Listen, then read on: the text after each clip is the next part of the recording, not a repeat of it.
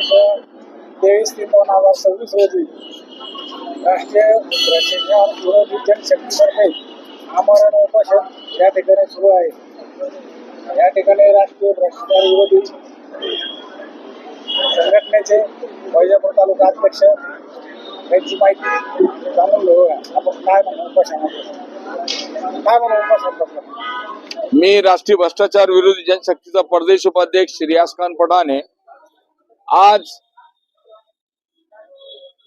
वैजापूर तालुक्यामध्ये सन 2020 पासून आजपर्यंत प्रशासनाच्या ताब्यात असल्यामुळे रोजगार हमी योजना अंतर्गत कोट्यवधी रुपयाचा भ्रष्टाचार झालेला आहे। प्रशासनाने काही खाजगी काम नागरिक हाताची धरून नवी जुनी विहिरीच्या नावाने करोडो रुपयाचा भ्रष्टाचार केलेला आहे।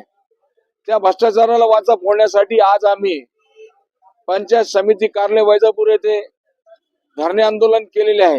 हे बेमुदत धरणे आंदोलन जेपर्यंत आमची मागणी पूर्ण होत नाही तोपर्यंत चालू राहील।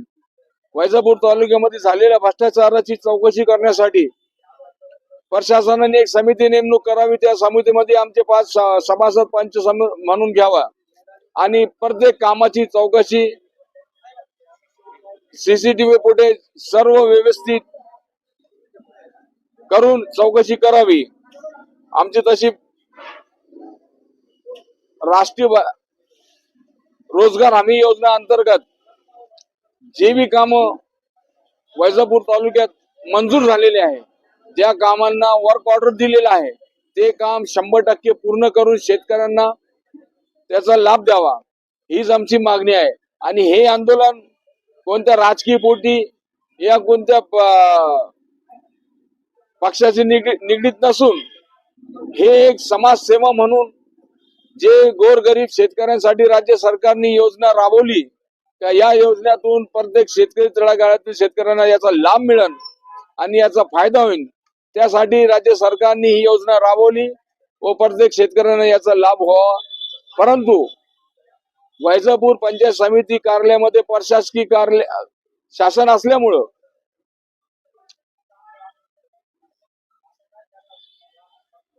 या योजनेचा लाभ शेतकऱ्यांना दिलेला नाही व स्वतः भ्रष्टाचार करून स्वतःचे घरे भरले असे नाकारता येत नाही।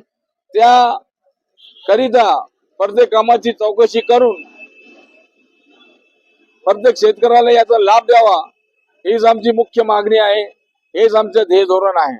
त्यासाठी झालेल्या भ्रष्टाचारामध्ये कोणी दोषी आढळला त्याच्यावर योग्य ते कारवाई करून त्यांच्यावर कठोर कारवाई करावी व त्यांना दंडात्मक पोलिसांच्या हवाली चौकशी करून यांच्यावर गुन्हा नोंद करावी।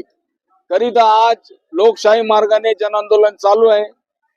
हे जन आंदोलन जोपर्यंत आम्हाला न्याय मिळत नाही, आमची मागणी पूर्ण होत नाही तोपर्यंत चालूच राहील।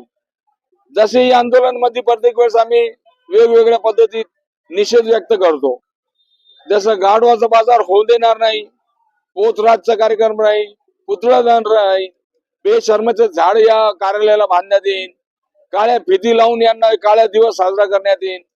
प्रत्येक विविध प्रकारे प्रशासनाला जाग करण्यासाठी शासनाला या संदर्भात माहिती मिळावी त्यासाठी विविध प्रकारे निषेध व्यक्त करून आम्ही या जन आंदोलन पुढे करणार आहे।